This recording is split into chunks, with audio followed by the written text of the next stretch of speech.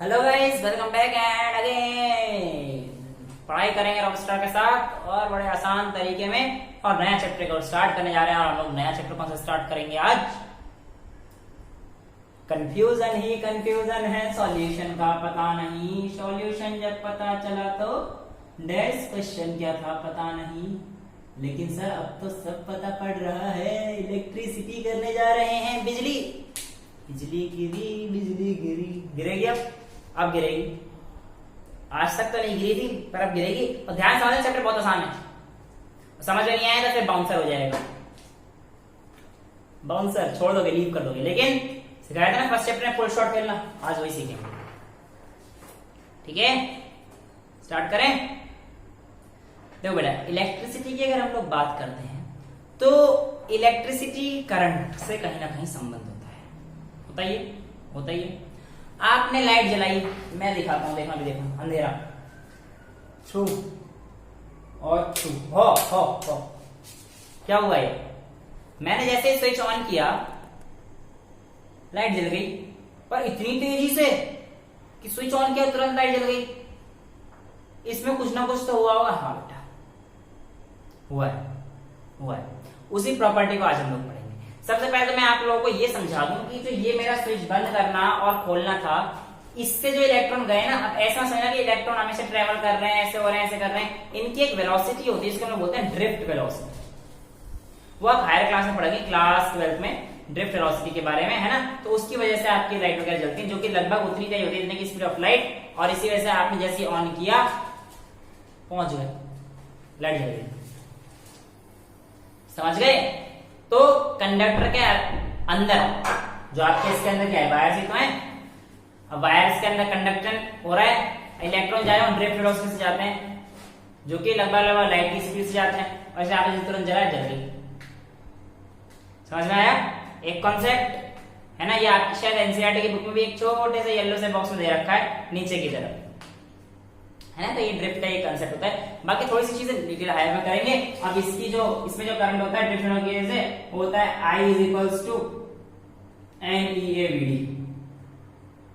जहां पे हमारे पास ये ड्रिफ्ट वेलोसिटी होती है, area current number of electrons. छोड़ो ना, बड़ी क्लास बड़ी में कराना सर, अभी तो आराम से पढ़ाओ ना। बिल्कुल सुनो, मैं एक बार रास्ते में जा रहा था, हवा का झोंका आया, मुझे बहा गया।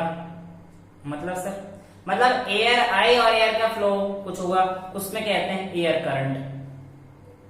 मैं एक बार तैर रहा था, पानी का बहाव आ गया, मुझे बहा ले गया। कहने का मतलब सर बेटा वाटर करंट। सर आपको शॉक नहीं लगा? नहीं। यहां पे करंट का मतलब बेटा फ्लो से है। वाटर करंट मतलब flow of water, air current मतलब फ्लो ऑफ एयर। और मेरे अंदर जो बिजली गिरेगी उसका मतलब फ्लो ऑफ बिजली। मतलब बेटा किसी भी कंडक्टर से अगर चार्ज फ्लो हो जाए तो हम लोग उसे कहते हैं इलेक्ट्रिक करंट। यानी कि अगर मैं वाटर करंट को कह रहा हूं कि वाटर करंट का क्या मतलब हुआ बेटा? वाटर करंट मतलब फ्लो ऑफ वाटर। ऐसे ही एयर करंट का मतलब फ्लो ऑफ एयर, है ना। तो बेटा सिमिलरली जो हमारे पास इलेक्ट्रिक करंट आता है, अगर मैं इस इलेक्ट्रिक करंट को डिफाइन करूंगा तो electric current is defined as the flow of charge.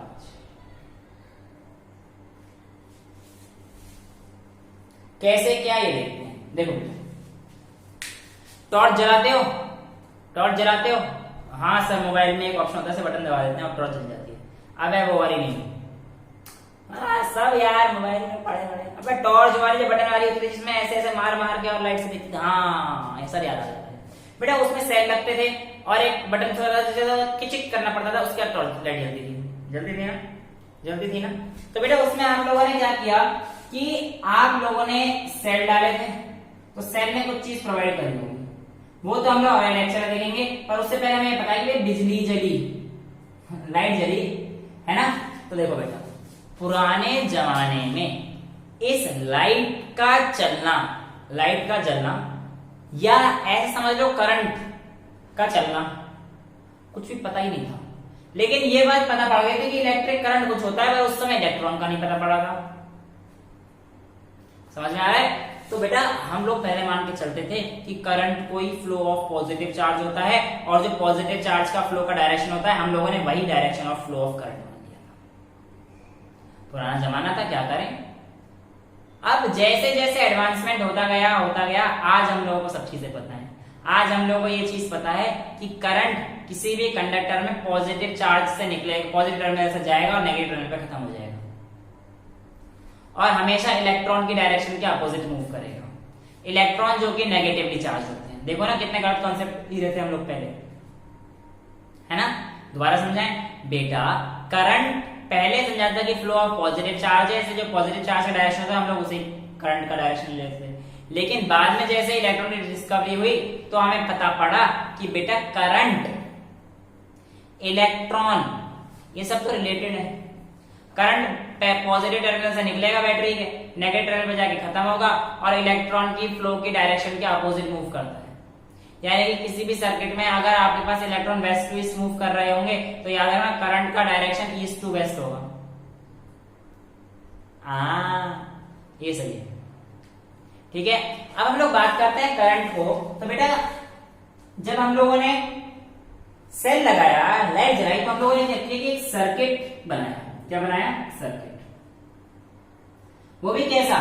देखो ना, ये आपके पास सपोज कीजिए सेल थी, ये आपके पास सपोज कीजिए बल्ब था, बल्ब, अंग्रेजी जरूर बनना, ठीक है ना। तो ये आपके पास बल्ब था, तो बेटा ये आपके पास एक स्विच था। जब हम लोग ऐसे कर देते हैं, है ना। अब बेटा अब क्या है कि हमारे पास एक क्लोज स्विच है। तो देखो ना, यहाँ पे इस बल्ब को जलने के लिए इस स्विच को ऑन करूंगा तो यह करंट जाएगा और ये हमारे पास बल्ब जल जाएगा। बल्ब जल गया। तो आप लोग कह सकते हो कि द कॉन्टिन्यूअस एंड क्लोज्ड, देखो ना, कॉन्टिन्यूअस एंड क्लोज पाथ ही तो है, of current is called electric circuit. तो इलेक्ट्रिक सर्किट क्या है? Continuous and close path of current is termed as electric circuit. बाकी डेफिनेशन एक लाइन की एनसीईआरटी में बहुत अच्छे से दे रखी है, वो लिख देना, ठीक है। बात करते हैं करंट की। तो करंट को डिफाइन किया गया था बेटा, current is defined as the amount of charge flowing through a conductor per unit time, या यूं कह लो current is also defined as the rate of flow of charge. बेटा एक चीज दिमाग में याद रख लो कि जहां पे भी रेट आ जाएगा इसका मतलब आप लोगों ने उस क्वांटिटी को टाइम से डिवाइड कर देना है। तो current is defined as the rate of flow of charge, यानी कि चार्ज को रेट से टाइम से डिवाइड कर दो। रेट आ गया, रेट का मतलब टाइम से, क्वांटिटी। तो यहाँ पे क्वांटिटी क्या है? करंट। तो करंट को टाइम से डिवाइड करें तो हमारे पास क्या आया? सॉरी, चार्ज को टाइम से डिवाइड करें तो हमारे पास करंट आया। इस करंट को नापने का जो मापदंड होता है उसे हम लोग नापते हैं एम्पियर में। ये साहब थे हमारे पास, एम्पियर साहब थे, उन्हीं के नाम पर हम लोगों ने एम्पियर में नापा है करंट को, ठीक है। और उसके बाद क्या हुआ था, हमारे पास जब ये पता पड़ गया तो बेटा आप लोगों से पूछ जाएगा कि बताओ कि भैया करंट कितना होगा अगर आपके पास चार्ज 10 कूलम्ब का है और टाइम 2 मिनट में फ्लो हो रहा है। तो बेटा 2 मिनट को पहले सेकंड में कन्वर्ट कर लेना, 2 × 120 करंट निकाल लोगे, कोई दिक्कत तो नहीं। अब देखो बेटा, बात आगे बढ़ते हैं कि मैं आपसे कहता हूं, मैं आप लोगों से कहता हूं कि ये जो करंट है जो इस तरह फ्लो हुआ है, इसको नापने के लिए एक इंस्ट्रूमेंट बनाया जाता है बेटा, जिसे मैं कहता हूं एमीटर। क्या कहता हूं? एमीटर। ये ए एमीटर। तो ammeter is used to measure electric current. Ammeter किस चीज को नापने के लिए मेजर यूज करते हैं? करंट को नापने के लिए यूज करते हैं बेटा। एमीटर हमेशा सीरीज में सर्किट में सीरीज में लगेगा। एमीटर हमेशा एक किसी सर्किट में सीरीज में लगेगा। Sir what do you mean by series? Sir देखो बेटा, ये हमारे पास बल्ब है, ये जब हमारे पास सिंपल ऐसे अरेंज हो रहा है इसको हम सीरीज बोलेंगे, और जब इसके साथ पैरेलल में आ जाएगा, सपोज करो ये वोल्टमीटर है जो कि पोटेंशियल डिफरेंस देता है, ये बल्ब के साथ ऐसे जुड़ा है, इसे हम लोग पैरेलल। तो अगर सर्किट में ही है तो ये सीरीज और ये पैरेलल, ये हम लोग आगे करेंगे, सीरीज और पैरेलल हम लोग आगे करेंगे। तो अभी तो हमें बस इतना समझना है कि भैया I = Q/T। यहाँ पे हमारे पास करंट का ऐसा यूनिट बताती है, एम्पियर होता है, Q हमारे पास चार्ज होता है, T हमारे पास टाइम होता है, और Q को नापने का जरिया कूलाम होता है। तो charge is measured in coulomb, charge is measured in coulomb. ठीक है बेटा। अच्छा अब मैं आपसे कहूंगी 1 एम्पियर को डिफाइन करना, कि what do you mean by 1 ampere. आपको बहुत सिंपल है सर, मतलब आई की वैल्यू 1 लानी है ना, तो ऐसे कर दूंगा मैं, तो इस जगह 1 रख दूंगा, इस जगह 1 रख दूंगा, तो आई की वैल्यू 1 आ जाएगी। तो I is equals to 1 coulomb by 1 second. हाँ बेटा ये डेफिनेशन तो बतानी है आपने। The current flowing through a conductor is said to be 1 ampere when 1 coulomb of charge is flowing through a unit time, या when 1 coulomb of charge is flowing per unit time। 1 coulomb का charge 1 second में flow कर रहा है किसी conductor से, वो हमारे पास जब रेट देगा 1 कूलाम का चार्ज, तो हमारे पास 1 एम्पीयर करंट होगा। तो 1 ampere is equals to 1 coulomb upon 1 second. समझ में आता है? इलेक्ट्रिसिटी टफ तो नहीं लगेगी ना, बहुत सिंपल सी है, अभी तो कोई दिक्कत नहीं है। आप देखो बेटा, अब भी सिंपल है, अब देखो कौन सा टफ हो गया और सिंपल कराता हूं। अब आपसे कई बार पूछ लेते हैं, बताइए बताइए 1 कूलाम में कितने इलेक्ट्रॉन है सर।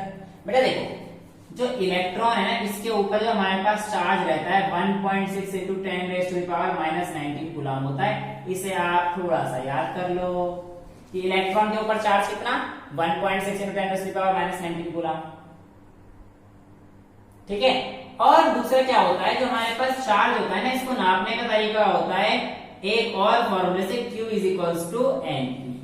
एक तो हम लोगों ने पढ़ लिया Q is equals to IT। कहां पढ़ा सर, ये देखो ना, I is equals to QIT है, तो Q is equals to IDT हो जाएगा ना, इसको इधर ले जाएंगे। तो एक फॉर्मूला ये होता है Q is equals to N। अब मैंने आपसे क्वेश्चन में क्या पूछा बच्चा, क्वेश्चन में पूछा मैंने कि बताओ 1 कूलाम में कितने इलेक्ट्रॉन होंगे, 1 कूलाम में कितने इलेक्ट्रॉन होंगे। तो ठीक है, मैंने कूलाम में दे दिया 1 कूलाम, चार्ज की value they the, number of electron को निकालना है, और E की वैल्यू कितनी है 1.6 10 raised to the power -19। यहाँ पे N क्या है, number of electrons, E charge और इलेक्ट्रॉन। तो N की वैल्यू कितनी आ जाएगी 1/1.6 into 10 raised to the power -19, जिसे आप सॉल्व करेंगे तो आएगा 6.25 10 raised to the power 18 electrons. इतने इलेक्ट्रॉन 1 कूलाम चार्ज में होते हैं। यस यो समझ में आई electricity, current, ampere, ammeter, ammeter आ गया एमीटर। अच्छा अब एमीटर होता है हमारे पास device used to measure electric current. अब दूसरी चीज, करंट हमेशा बड़ा तो होगा नहीं, छोटा छोटा करंट ही तो होता है, छोटा छोटा सा प्यारा प्यारा सा। तो जब करंट को छोटी टर्म्स में नापते हैं तो बेटा हम लोग मिली एम्पियर और माइक्रो एम्पियर की टर्म्स में भी नापते हैं, मिली एम्पियर और माइक्रो एम्पियर की टर्म्स में नापते हैं। समझ में आता है? मिली एम्पियर का मतलब बेटा हमारे पास 10 raised to the power -3, micro ampere का मतलब हमारे पास 10 raised to the power -6, -3 ampere और माइनस, मतलब 1 micro ampere is equal to 10 raised to the power -6 ampere, और 1 मिली एम्पियर में हमारे पास 10 raised to the power -3 ampere रहेंगे। एम्पियर ऐसा यूनिट है, माइक्रो को ऐसे डिनोट कर देते हैं कई जगह, मिली एम्पियर को तो एम ऐसे ही करेंगे मिली एम्पियर, या ऐसा कह लो कि 1 ampere is equals to 1000 milli ampere या 10 raised to the power 3 milli ampere, और 1 ampere is equals to 1 2 3 4 5 6 micro ampere, या यूं कह लो 10 raised to the power 6 micro ampere. बात तो सेम है, ये वाली और ये वाली बात तो सेम है, कोई दिक्कत नहीं है। तो इस तरीके से हम लोग बिजली शुरू कर चुके हैं, और आने वाले लेक्चर में पोटेंशियल डिफरेंस शुरू करेंगे। इलेक्ट्रिक सर्किट समझ में आ गया, continuous and cross path of current, वही हमारे पास इलेक्ट्रिक सर्किट होता है। ठीक है, कोई दिक्कत आई इसमें? नहीं सर आपके होते हुए कहां आएगी, बस टेंशन क्यों ले रहे हो यार, टेंशन जाएगा, पेंशन लेने अपने, टेंशन नहीं लेना यार, सारे क्रिकेट के शॉट सिखा दूंगा, फुटबॉल जो खेलता है उसे गोल मारना सिखा दूंगा, सिखा दूंगा इसी एग्जाम से भाई, ज्यादा खेल वेल नहीं आता मेरे को, यही आता है थोड़ा बहुत। ठीक है, तो आज के लिए इतना इंट्रोडक्शन तो काफी है। Till then bye bye, take care, thank you so much.